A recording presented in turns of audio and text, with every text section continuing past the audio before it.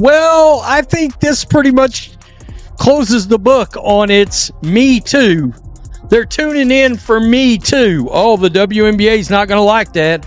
Oh, those Angel Reese trolls online that are trying to come for me and other YouTube channels, y'all aren't going to like this. Good. Too bad. Angel Reese seems frustrated, and it's not hard to see why. Caitlin Clark has completely changed the game. WNBA ticket prices are skyrocketing. Even the cheap seats are costing as much as a month's rent. Courtside tickets? You'd think they were for a Beyoncé concert. Caitlin is back from her injury and lighting up the court like never before. It's like every time she shoots, the whole arena holds its breath. People are wondering, how is this even possible? Is she part basketball legend, part pop star, part machine? Meanwhile, fans who once talked about fairness and equal attention in the league are watching as Clark becomes the main attraction. Angel Reese can't help but ask, what happened to all that Me Too energy? Don't hate the player, hate the game she got, because she's really talented, especially for being Falangi, She's like the Stephen Curry of WNBA with the threes and stuff. Like, proven fact is, like, they had a game on June 7th scheduled. It was going to be Angel Reese's team, which plays in Chicago, and then for Caitlin Clark's team. They were supposed to go up there playing Chicago on June 7th. First, the ticket sales were at $76 a ticket. Then after they found out Caitlin Clark's not playing that game, she got injured, sales dropped to $25 a ticket. But Caitlin Clark isn't just racking up assists, she's changing the entire business side of the WNBA. Fans are shelling out serious money, sports networks can't stop talking about her, and league officials are rushing to pump out more merchandise. She's lifting the league to new heights, and yet some folks seem too bitter to admit it. Let's be real, there was the WNBA before Clark, and now we're in the age of Clarkonomics. Back then, tickets were cheaper than a fast food meal. Today? They're priced like they come with a meet and greet with Oprah. If you're backing Caitlin, drop a baby goat over baby giraffe in the comments. Let's go.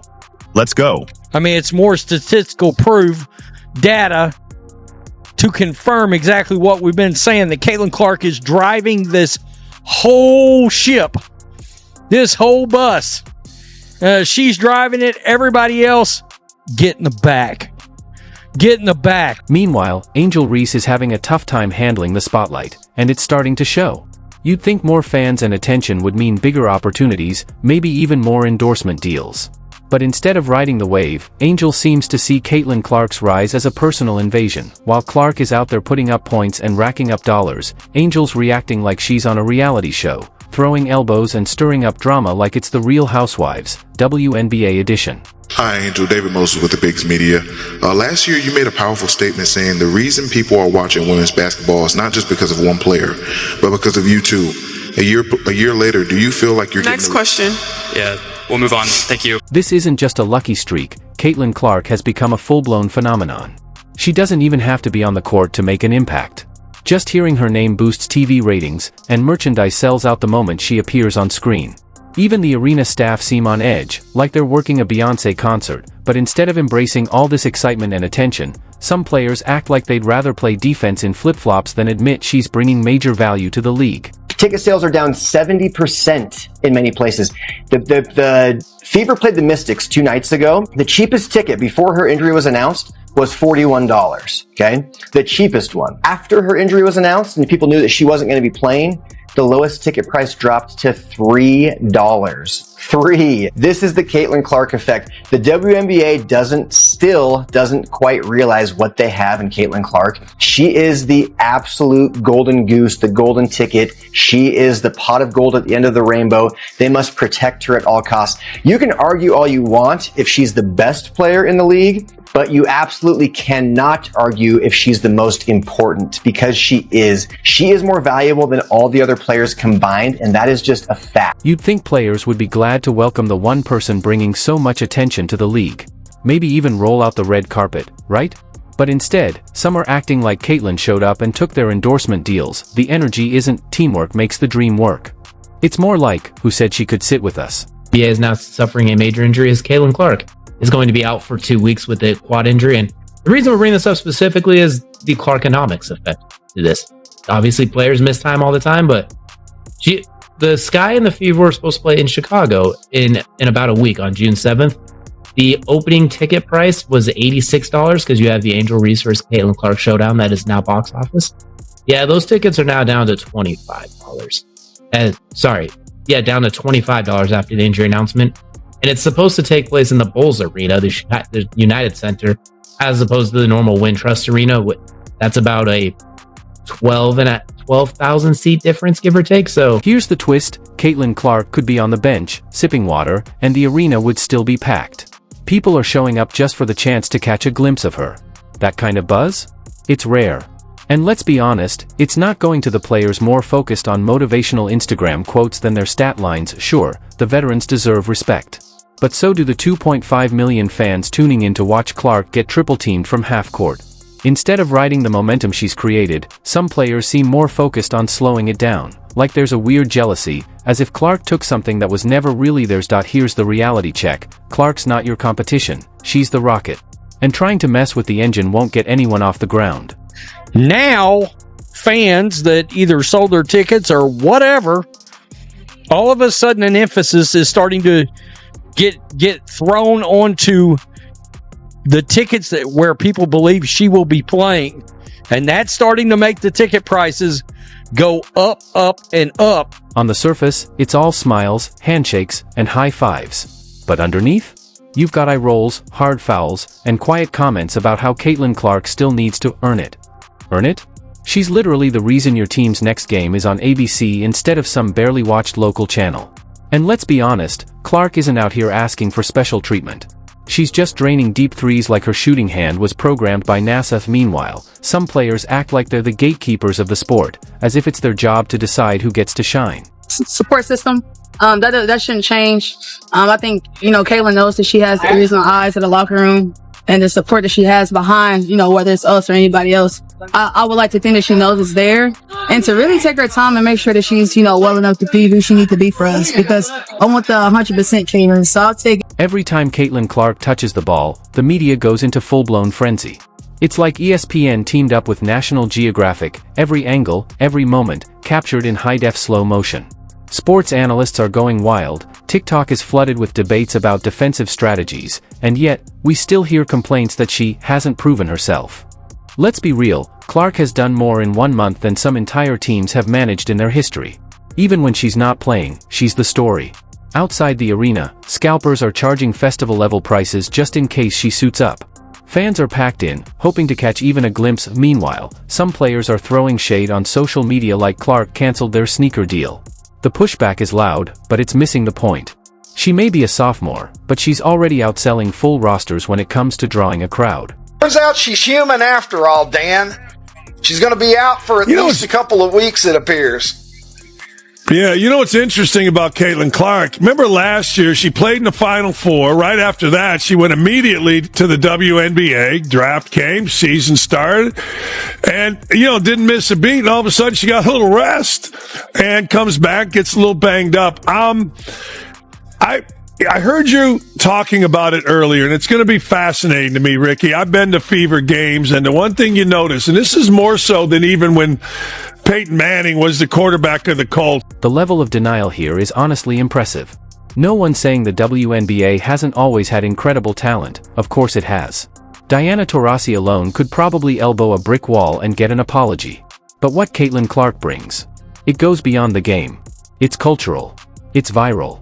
It's lightning in a Gatorade bottle. You can't teach that. You can't copy it.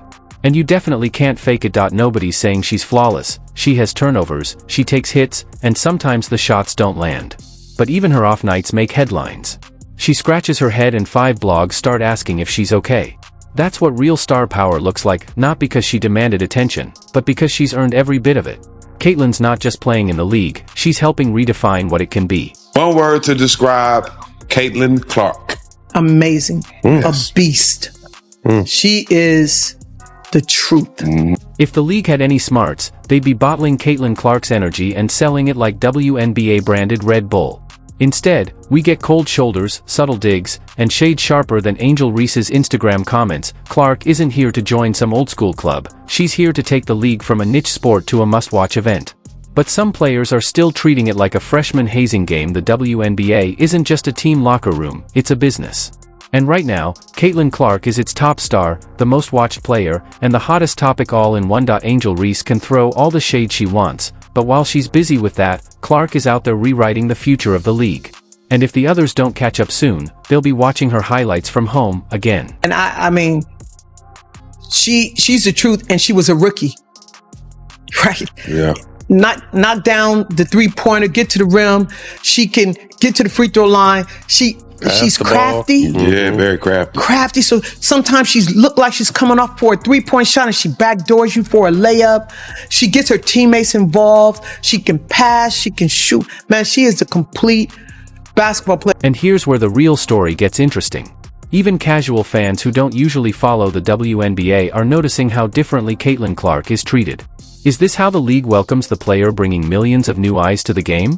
Apparently so. If you're still upset about missing out on a Nike deal, that's unfortunate, because this should have been an easy win for everyone. The league could have used Clark's spotlight to boost all players, increase jersey sales, land bigger TV contracts, and push the sport forward. Instead, half the league acts like Clark's success is an unwelcome surprise, not the game-changing moment it is. Every time she's on the court, or even when she's not, the WNBA gets more attention. Yet some players seem more interested in guarding the gate than in building a lasting legacy. It's a shame, because this could be a golden age for women's basketball, if egos didn't stand in the way of progress. Sure, Caitlin Clark is only a sophomore, but she's already controlling the ball, the spotlight, and a market influence worth billions. Whether she's sinking long-range shots or just relaxing on the bench, the Caitlin Clark effect is impossible to ignore. The league can either embrace her or risk being left behind. Crazy was this season versus the seasons past. Our jersey sales were up 1,193%. The Caitlin Clark effect is real, and we're thrilled about it. But it brought visibility to the whole team of the Fever and to the WNBA. But if we just want to keep it in Indiana, we look at ticket sales sold out every night, over 17,000 fans in our games at home. When Caitlin announced that she was coming out into the draft on a Thursday afternoon, from that time to Sunday night, we had over 6,000 phone calls, people wanting to buy season tickets. But even something as simple as our terrific mascot, Freddie Fever, his appearance requests went up 150% this season. So you talk about the Fever, the team, which is what we've been working. Let's be real, when the crowd is louder during warm-ups than at the actual tip-off, you're witnessing more than just a game. You're seeing a major shift in the sport. Caitlin Clark didn't break the WNBA, she showed everyone its true potential. And apparently, that's a hard truth for some folks to accept, especially those who thought their agents were the only ones who mattered. Just when you think it can't get any crazier, here comes Kathy Angelberg, the WNBA commissioner, acting like she single-handedly made the league popular. She's giving presentations titled, "How I Saved the WNBA," treating Clark like an intern in charge of Gatorade. Angelberg didn't drop 40 points in the Final Four. She didn't break college TV records, spark a national merchandise craze, or suddenly get men who never watched women's sports to pay attention. But somehow, she's acting like she's the marketing genius behind it all. Ma'am, the Caitlin Clark effect isn't some marketing campaign, it's a cultural earthquake.